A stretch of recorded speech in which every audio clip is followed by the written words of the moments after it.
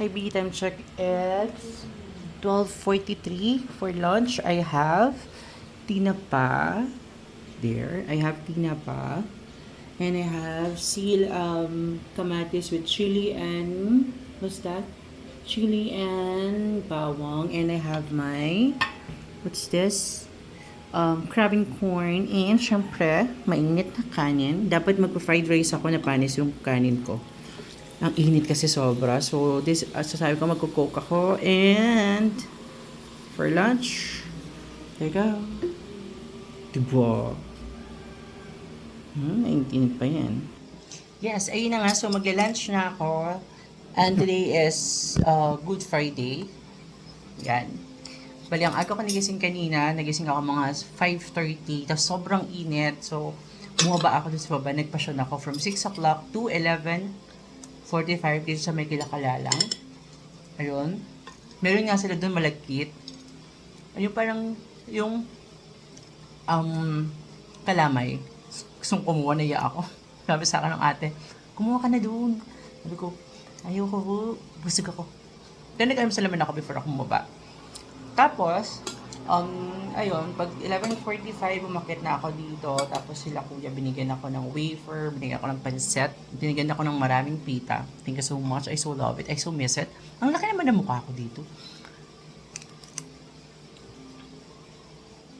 So, sobrang tagal ko dun sa pasyon. Nakalimutan ko magluto ng gulay. So, nagluto na akong crab and corn. So, sobrang daming ayuda ngayon. Hindi naman ako mabibigo pala sa malagkit ngayon. Ay, kasi tumawag yung makachikuya, naka-video call siya nung kapatid niya sa Ate Mayra. Meron kaming pabiko at may pameron. Shake natin later. Tapos mamaya prosesyon,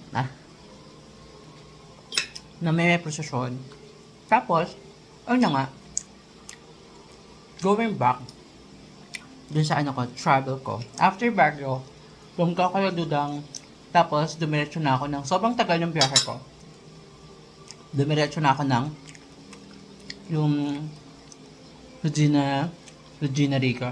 Kila kuya ko yung natutunan niya, kasi may picture sila doon. Sabi ko pumunta ako doon. Tapos,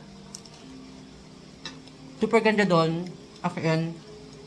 Tapos after doon, I've never thought na may ganun talaga doon. Kasi akala ko yung huling part ng Pililya is yung pinupuntahan ko twice a year. Doon sa puntod ng lola ko. Yung pala, hindi pa. Tapos, meron pa doon. Ang ganda. Super ganda. As in, pag nakakommute ka, haggard. Pero, pag nandun ka na, super sulit. Siguro ang yaman ng may-ari nun kasi wala silang hiningin kahit walang donation, wala ka lang sa nagpa-Gcash. Kasi yung cash ko nun saktong-sakto. Tapos yung sobrang na-excite, na aliw ka. Sabi ko magda-donate ako.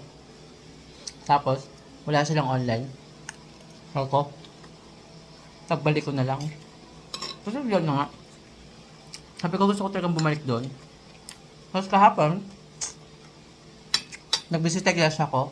7 lang pinuntahan ko. Actually, naka-9 ako. Usually, it's 14. Pero may mga puntahan naman na kasi ako. Tapos, mamaya, procession, 5:30. Don't forget. It's the tradition. Sino ka dyan? Ayun. Tapos, dito muna ako. Ang happy ko lang, kasi, nakumpleto ko lahat ng mga kailangan kong gawin noong nitong Semana Santa. Ayan.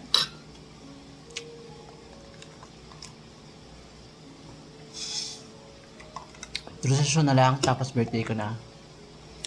Tapos hindi pa yata approve yung birthday ko, lip ko. Sabi ko talaga, sad. Anyway, dito muna ako.